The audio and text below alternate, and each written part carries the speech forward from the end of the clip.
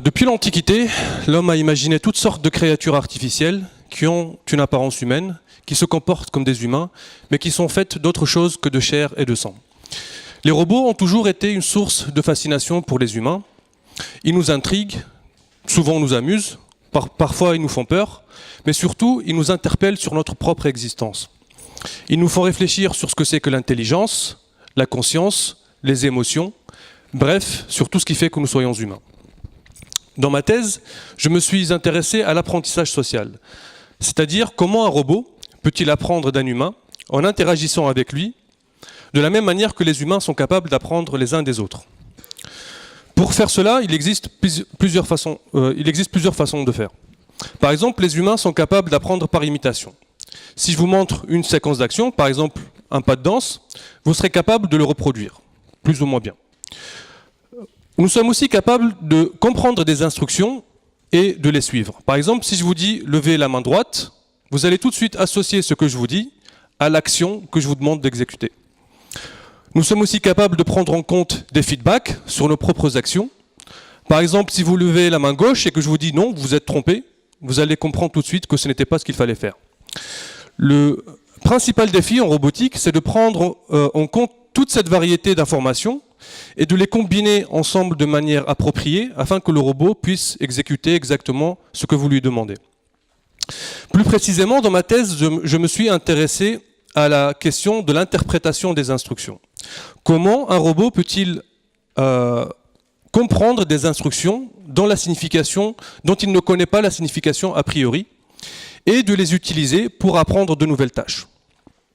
Pour cela, j'utilise l'apprentissage par essai-erreur, où le robot va d'abord essayer différentes actions dans différentes situations. Et pour lui faire apprendre une séquence d'actions, on va utiliser des feedbacks positifs et négatifs pour renforcer uniquement les actions correctes.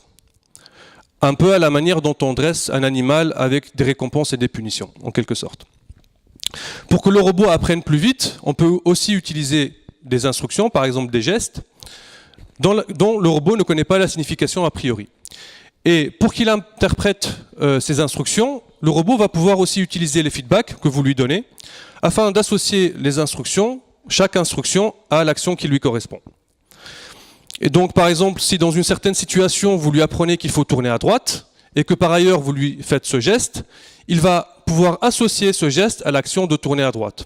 Et dans toutes les prochaines situations dans lesquelles le robot va devoir apprendre qu'il faudra tourner à droite, il vous suffira d'utiliser ce geste.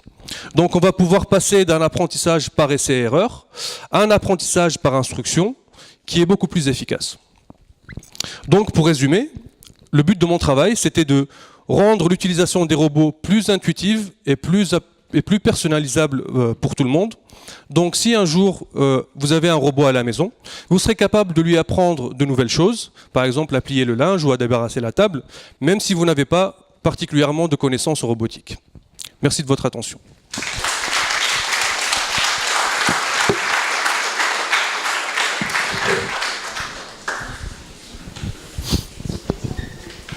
Oui. C'est quoi un feedback positif ou négatif pour un robot ? Oui, alors donc ça c'est quelque chose qu'on va devoir définir. Donc moi, dans mes expériences, j'extrais les hochements de tête, donc verticaux et horizontaux. Et donc je me suis dit, quand l'humain fait un hochement de tête vertical, ça veut dire c'est pour dire oui, et donc je le transforme en récompense positive. Et donc ces récompenses positives et négatives sont ensuite utilisées dans un formalisme qu'on appelle l'apprentissage par renforcement, qui va servir à apprendre des comportements. Voilà. Mais il n'y a pas de définition absolue de ce que c'est qu'une récompense pour un robot. C'est quelque chose à définir. C'est un peu effectivement la question d'Anaïs, mais qu'est-ce que c'est un truc positif pour un robot ? Enfin, comment est-ce qu'il associe le fait que ce soit quelque chose de positif pour nous ? Comment est-ce qu'il l'intègre ? En fait, les travaux en interaction homme-robot s'inspirent beaucoup des travaux d'interaction humain-humain à la base. Et moi, je n'ai pas cherché très loin pour savoir que quand quelqu'un fait... Enfin, après, en fait, on peut essayer de mettre en place des protocoles d'interaction qui sont plus naturels, disons, dans lesquels l'humain, en fait, il va pouvoir utiliser, dire oui, hocher de la tête. Mais en fait, on ne peut pas apprendre rien à partir de rien. Donc moi, le point de départ, c'est hochement de tête positif ou négatif, et c'est ce qui va permettre d'apprendre tout le reste. Par exemple, quand on fait un dans le code, ça va être associé à refaire l'action. On va juste diminuer la valeur de l'action. Donc dans le robot, la représentation des feedbacks négatifs, c'est -1, tout simplement. La récompense positive, c'est +1. Et après, on peut essayer de moduler en fait l'intensité des feedbacks en fonction de l'intensité d'activation, des détections, des hochements de tête, etc. Donc en fait, on peut imaginer plein de façons de faire. Il n'y a aucune notion de traduction. On ne peut pas contredire le ressenti de l'humain en face de lui. Alors, c'est une question très intéressante, parce qu'en fait, je ne vous ai pas tout dit.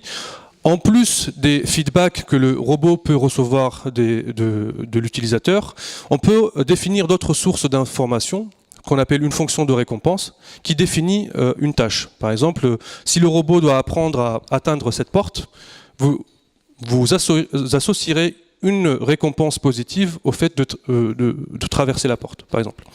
Et donc cette fonction de récompense est un critère rationnel, optimal, qui est indépendant de l'humain.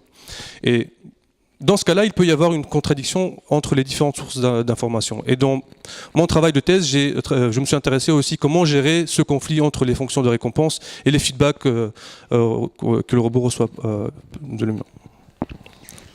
Mais qu'est-ce qui se passe en soi, sans même parler des fonctions de récompense, les deux feedbacks sont contradictoires. Donc si par exemple vous avez dit au robot va à gauche, il va à gauche, mais si après je suis en face de lui, quand je dis va à gauche, il faut qu'il aille dans le sens, il se trompe.